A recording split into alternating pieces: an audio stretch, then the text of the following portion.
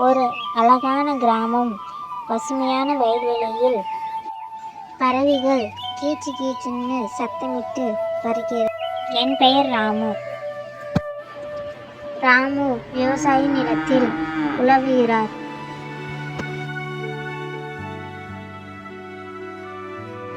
மாடுகள் மணியோசையுடன் நடந்து போகிறது.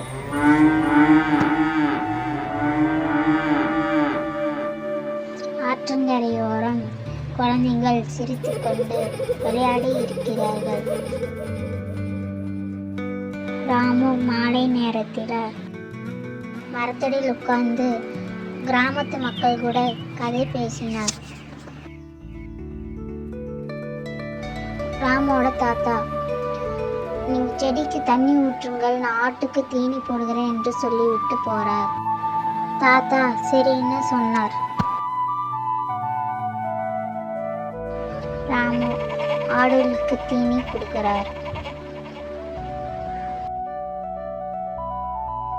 ராமு விவசாயம் நல்லா நடந்ததுனால வீட்டில் ஒரு சிறிய விசேஷம் வைத்தார். கிராம மக்கள் கூடி இந்த சந்தோஷத்தை பகிர்ந்தார்.